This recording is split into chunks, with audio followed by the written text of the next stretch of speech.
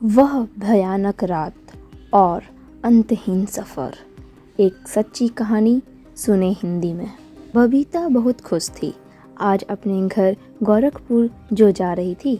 पिछले साल नई नौकरी के लिए जब दिल्ली आई थी, तब से मौके की तलाश में रहती थी कि कब छुट्टी मिले और कब वह गोरखपुर जाए। इस बार उसकी पसंद की ट्रेन में टिकट नहीं मिलने के कारण दूसरी ट्रेन से जा रही थी। यह ट्रेन दिल्ली से गोरखपुर पहुंचने में समय ज़्यादा लेती है, क्योंकि इसके स्टेशन बाकी की ट्रेनों से ज़्यादा है। ट्रेन में बैठते ही बबीता ने देखा कि सवारी बहुत कम है और महिलाएं तो उसे मिलाकर सिर्फ 3। बबीता की सीट जहां थी, वहां 2 पुरुष यात्री भी बैठे थे, जो 3-4 स्टेशन के बाद उतरने वाले थे। वैसे बबीता हमेशा अकेले ही ट्रेन में सफ़र करती है, पर इन सारी परिस्थितियों की वजह से आज उसे कुछ घबराहट हो रही थी। ट्रेन दिल्ली से 2-3 स्टेशन आगे बढ़ी तो 8-10 लोग ट्रेन में चढ़े और बबीता के आसपास की खाली सीटों पर बैठ गए। पहले से बैठे पुरुष यात्रियों में से एक ने पूछा, कहाँ तक जाना है? तो उन्होंने बताया 5-6 स्टेशन आगे वे उतरेंगे। उनकी आपस की बातों से ये पता चल रहा था कि ये सभी बैंक में कार्यरत हैं और साथ में कई सारी छुट्टियां होने के कारण अपने घर को जा रहे हैं। बाद में आकर बैठे यात्रियों के ना तो बातों में, ना आवाज़ में और ना ही विषय में कोई शालीनता नज़र आ रही थी। कभी सिगरेट जलाते और धुआं फैलाते, तो कभी पान चबाते, कभी ऐसी ऐसी बातें करते कि मर्यादा नाम की कोई चीज़ ही नहीं थी। कभी कभी तो इनका शोर इतना तेज हो जाता कि ट्रेन की आवाज़ धीमी हो जाती। सभी पढ़े लिखे जाहिल लग रहे थे। रीता खिड़की की तरफ देखती हुई चुपचाप उनकी बातें सुन रही थी और सोच रही थी कि कब ये लोग उतरें। इनकी उद्दंडता को देखते हुए इन्हें कुछ भी कहना कीचड़ में पत्थर फेंकने जैसा था। ट्रेन स्टेशन पर रुकी और पहले से बैठे दोनों यात्री उतर गए।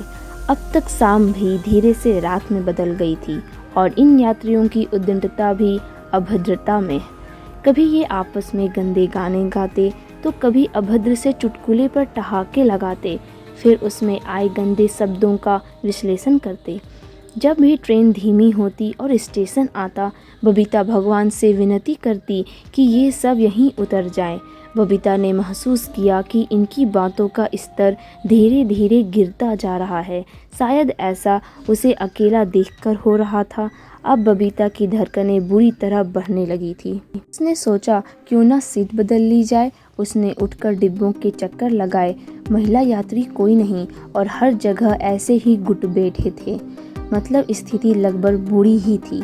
बबीता के घर जाने की खुशी अब तक डर में बदल गई थी।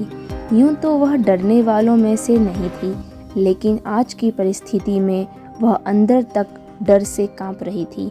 उसके हाथ पैर ठंडे हो रहे थे। उसे समझ नहीं आ रहा था कि अब वह क्या करे। बार बार भगवान से मदद के लिए विनती कर रही थी और हर परिस्थिति से मुकाबले के लिए खुद को तैयार। रात भी गहरी होती जा रही थी। एक के बाद एक स्टेशन निकलते जा रहे थे। बबीता की घबराहट और डर दोगुनी गति से बढ़ते ही जा रहे थे। तभी फिर स्टेशन आया, ट्रेन रुकी और बबीता ने इन यात्रियों के उतरने की उम्मीद की, लेकिन ऐसा नहीं हुआ। ट्रेन आगे की सफ़र के लिए निकल पड़ी। निराश बबीता फिर सिमट कर बैठ गई।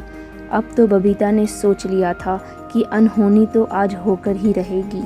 उसकी हालत अब ऐसी थी कि वह चीखना भी चाहती तो उसकी आवाज़ नहीं निकलती। तभी एक बुजुर्ग महिला सीट के पास आकर खड़ी हुई, शायद स्टेशन पर चढ़ रही थी। महिला ने बोला, बच्चों सीट खाली करो, ये मेरी सीट है। अपनी उन्माद में चूर उसमें से एक ने कहा, अम्मा पूरी गाड़ी तो खाली है, कहीं भी बैठ जाओ, हम तो यहीं बैठेंगे। तभी पीछे से एक हट्टा कट्टा पहलवान अम्मा के सामान के साथ आया। उसे देख अचानक थोड़ी शांति हो गई। फिर हिम्मत कर उन यात्रियों ने पूछा, अम्मा आपकी सीट नंबर क्या है? हम हटते हैं, आप अपना सामान जमा कर यहाँ बैठ जाएं। बबीता की विनती शायद भगवान ने सुन ली थी। उसे लगा जैसे अम्मा और पहलवान के रूप में भगवान ने अपने दूत भेजे हों। फिर वे पढ़े लिखे जाहिल यात्री बगल वाली सीट पर बैठ गए और जैसे ही उनके पहले ठहाके की आवाज़ आई, पहलवान भाई ने उन्हें शालीनता के सबक सिखा दिए। इसके बाद वे कब और कहाँ उतरे पता ही नहीं चला। बबीता आज भी जब कभी अकेले रात में ट्रेन का सफ़र करती है तो उसे ये भयानक घटना याद आ ही जाती है और वह उस डर से एक बार अंदर तक सिहर जरूर जाती है। आशा करती हूँ कि यह कहानी आपको काफ़ी पसंद आई होगी। अगर आपको कहानी पसंद आई है तो आप इसे लाइक करें, शेयर करें और रोज़ाना कहानियाँ सुनने के लिए YouTube चैनल को भी सब्सक्राइब करें। धन्यवाद।